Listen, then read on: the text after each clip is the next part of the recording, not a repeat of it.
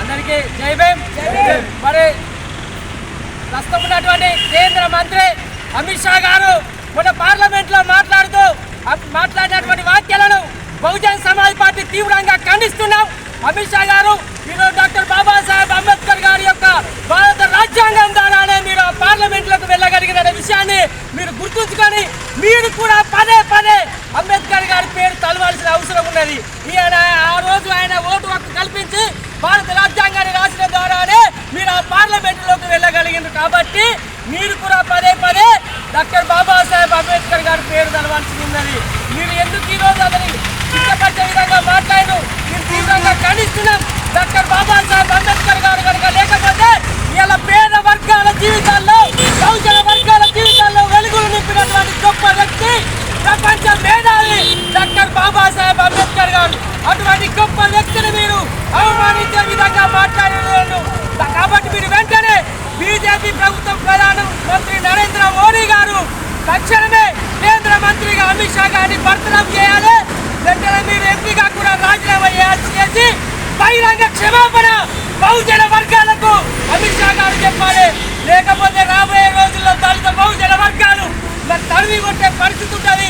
ఇలా 195% పైగా ఉన్నటువంటి బహుజనులకు మరి అంబేద్కర్ గారు వెలుగునిచ్చినటువంటి గొప్ప వ్యక్తి. అటువంటి వ్యక్తిని మీరు మరి పార్లమెంట్ లో మాట్లాడిన విధానాన్ని మేము తీవ్రంగా ఖండిస్తున్నాం. మరి బీజేపీ పార్టీలో ఉన్నటువంటి మరి బహుజన వర్గం బహుజన ప్రజలు కూడా ఆలోచించాలి. రాబోయే రోజులలో ఇటువంటి వాక్యాలు చేసుకుంటూ మనువాదాన్ని మళ్ళీ అదే మనుస్మృతిని తీసుకొచ్చే ప్రయత్నాలు చేసే భాగంలో మరి ఇది అనుకుంటున్నాం.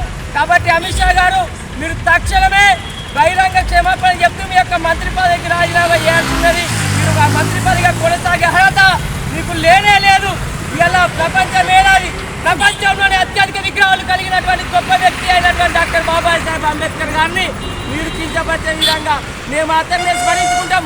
ఇలా మాకు బతికున్నప్పుడు మాకు రాబోయే 7 జన్మలు కాదు 7 లోకాలు కాదు ప్రస్తుతం బతికున్నప్పుడు ఇలా గుళ్ళలో కూడా ఓడి అనేటువంటి మరి దేవుని స్మరించుకున్నటువంటి రోజులు ఉన్నటువంటి రోజులలో మరి గుళ్ళలకు ఏ విధంగా మరి అందరికీ హక్కులు కల్పించినటువంటి గొప్ప వ్యక్తి డాక్టర్ బాబాసాహెబ్ అంబేద్కర్ గారు. రాబోయే జన్మలు కాదు ఈ ఉన్న జన్మలో మాకు జీవితాలను వెలుగులు నింపి మాకు చర్చలు ఇచ్చినటువంటి గొప్ప వ్యక్తి భారత రాజ్యాంగం ద్వారా ఇచ్చినటువంటి గొప్ప వ్యక్తి డాక్టర్ బాబాసాహెబ్ అంబేద్కర్ గారు.